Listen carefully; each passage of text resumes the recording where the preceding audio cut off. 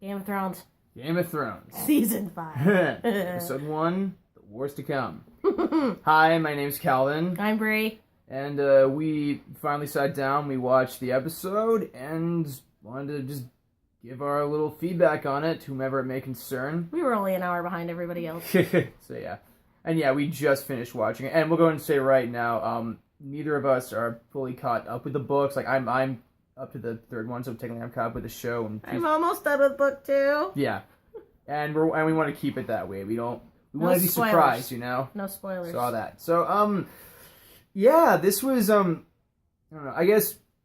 it was a lot of setup for the season to come, because they wrapped a lot of stuff up last season. Exactly. While you know, continuing some further plot lines, you know, with starting off with Tywin's funeral and all that jazz, and opening the new thing, especially bringing Lancel back as a sparrow, which I didn't even recognize him at first. Yeah, it took me a second. Like, I actually thought that Loras was Lancel. I don't know why. I don't know. Yeah, Loras, we got some of that booty. Oh, yeah. Him and Oliver. Oliver. Oh, is it Oliver? Oliver. I thought it was Oliver. Oliver, if it pleases you. Okay. Whatever. The guy who runs the brothel, who had a 5-some with Oberyn Martell last season. That guy. We miss him. But so yeah, there was that. There's all this from King's Landing, and meanwhile, across the sea, we have Tyrion and Varys, who finally arrived in Pentos, and they're just like plotting, just talking about like. Varys is plotting. Tyrion is drinking. Yeah. Which, to be fair, I mean, I don't blame him. The long boat ride and kind of lost the will to live. You killed your lover. You probably killed your someone's shocked from all that. You know. And yeah, I guess, yeah, they're sort of talking about like ways to, you know, Varys wants to fix the kingdoms, and he believes that, you know, Daenerys is probably the only one right now that can do it. Right family name. And meanwhile, in Marine, Daenerys is also struggling with trying to be a good queen. She's debating, you know, she's trying to be strong and just and all that, but also trying to keep everyone happy. She's debating. In the meantime, one of her Unsullied gets slaughtered in a brothel by a guy. What are they? Harpies? Is what they're called? Yeah, I think that's what they're called. Yeah. Guy in a funny gold mask. Mm-hmm. And it looks like we're gonna be seeing a lot more of that this season. So yeah. And yeah, and I will say that was pretty epic, you know, like seeing the harpy fall at the temple. You know, we were wondering what that was, so now we know. Right at the beginning. Yeah. What else do we have? We had Sansa and Littlefinger watching Robin get beat up, which we laughed at. A little bit. And yeah, I would say like that kid hit puberty between seasons. Oh yeah. You can definitely tell. You're almost surprised like they didn't swap him with a younger kid or something like that. I mean, they did it with half the other kids. So. Yeah, well, they did it with Marcella and with Tommen, but... And with Dario and Naharis. Yeah, well, that wasn't a kid, though. Yeah. And then, Dario and Hizdo, the guy who, whose father was killed last season. Oh, yeah. Hizdo Delorak, or whatever his name is. We'll try and remember it. They came back from, Yunkai, and... all was well there. Yeah, they're debating whether or not to get the fighting pits back open again, and not like for slaves, just for free people, which, you know, Daenerys still doesn't like because she doesn't like anything. Yeah, because it's cruel and doesn't matter. You know, it doesn't matter that Dario brought some really good points after their little tryst, and you got some of that Dario booty. And well, I mean, like, well, you know, he's trying to convince her, and we'll see. You know, I mean, we should, you know, they show like Daenerys. You know, she can be reasonable. Can be. Reason with. She's also very stubborn and pig-headed, and, you know, as far as she's concerned, she's on her own. She doesn't really consider the counsel of, you know, Barristan or Dario Naharis. Grey Worm and Missandei or any of that. But, yeah, so, and, you know, meanwhile, she's also trying to get her dragons under control, which, you know, it's like the sad reality, like, she probably can't by this point. And those things got big, too. Big. I mean... And that's the other thing too, you know. It just kind of hit me, you know, like, you know, if they're even in captivity, they're also pretty big. Okay, imagine they're getting fed well. Yeah, imagine like the third one, the Drogon would be. You know, he's free in the wild months. He's probably even bigger. So yeah.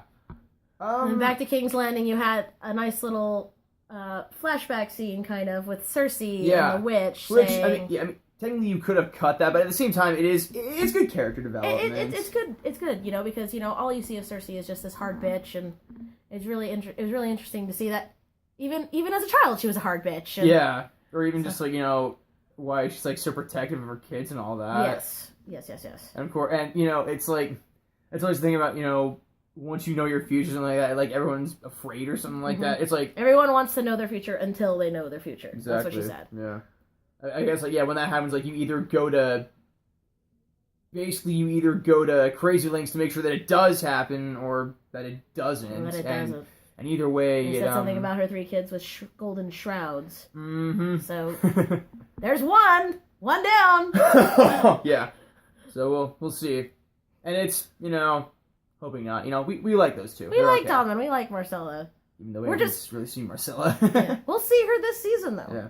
It looks like next week we're going to Dorne, which made me unreasonably happy and giddy and all that stuff. We're happy for Dorne, and Bravos too. Yeah. And there was one little mini scene that really didn't do anything. It was just Brienne feeling guilty and Podrick talking to her. And that was weird too. Like I noticed that. I think it's just weird editing or something like that. Because they're talking. We see the the night we see Sansa and Littlefinger pulling up. I actually thought that was part of the scene. Like I didn't know it was transitioning or anything like that. So I'm just like, oh, okay. It was an interesting transition where they were that close to the Eyrie, so he could have. True. It probably was right there. And again, just weird editing. Yeah. But and finally we've also got back north on the Wall, we have Jon, who is kind of stuck between 2 kings was what it had said in the preview. That's how it was described. And he's King Stannis. He wants Jon to convince Mance Rayder, the king beyond the Wall, to essentially kneel to him. And Stannis says he'll spare them. He'll give them freedom, and they'll fight to take Winterfell back. Yeah. From Roose Bolton. And that pissed me off too. I'm sorry. I'm going to say like how dare you put the Bolton sigil on top of Winterfell? Yeah, he was fuming. No, that was wrong. That was wrong. I digress. But, anyways, yeah. And meanwhile, Mance, Mance is like, no. He's like, no. I fought for the chance to make my own mistakes or something like that. Yeah, he basically he's got his freedom. He's just that dead set to cling to it, even if it means his life, which I can kind of respect, but at the same time, it's like bruh. dude, bruh, whatever. And so the last scene was him on the pyre, and looking kind of remorseful about it, and then he's starting to burn. Everyone's Melisandre does her little Lord of Light speech, blah blah blah. More of a threat to the free folk who are worshiping the wrong gods. And probably the Rangers, too. And the Rangers saying, you're a false god, and, this is what happens when you don't follow the Lord of Light. They light the pyre, he starts burning, and Jon Snow gets disgusted and walks away, and... We think that's it. Just before he's about to start screaming... Boom. He gets hit with an arrow. Jon shoots him with an arrow. He dies, and he doesn't die screaming. So. And literally, too, it's just like... Pretty much, it's like he shoots that last one with Jon. You see him there, just like, you're welcome. You're welcome. Pretty much. You're welcome. You got a nice, clean death. You're welcome. So, yeah. No Mance Rayder, you're gone. Yeah. So that's basically episode 1. And yeah, I mean, like I said, I liked it. I enjoyed it. Yeah, it was just a lot of build up. Let's start some new stuff. Let's see where we're gonna go this season. It was a lot of first episode of a new season. Mm-hmm. And we have not seen any of the leaked episodes that got leaked online, so we will be watching those as they come on HBO. Yeah. We're going to do the honorable thing, We're not going to... Yeah. Because that's wrong. That's illegal. Yeah. Okay, so, anyways, hi. Yeah.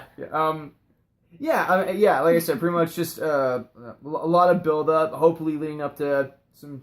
good stuff. Yep. It's probably some bad stuff. The preview next week showed Dorne, and it showed Arya arriving in Bravos, and at the black and white doors, which, we've seen in all the previews. Mm-hmm. Which I'm really excited about, so. And Drogon. Drogon's out there doing something. We'll find out what he's been up to. So, yeah. That's pretty much it. Episode 1. We hope to keep making these for the back 9, I guess we can call them now. Back 9. And, that's pretty much it. Yeah. So, until next week, I'm Brie. I'm Calvin. That's Calvin. If you like what you saw, like, subscribe, share it, all that stuff. Follow us. Keep an eye out for our Vine channel. Mm-hmm. We're funny. We're not funny? Oh, no, we're funny. We're funny. We're funny. In our own special way. In our own special way. All right. We're Way Off Broadway. We'll see you next week. Take care.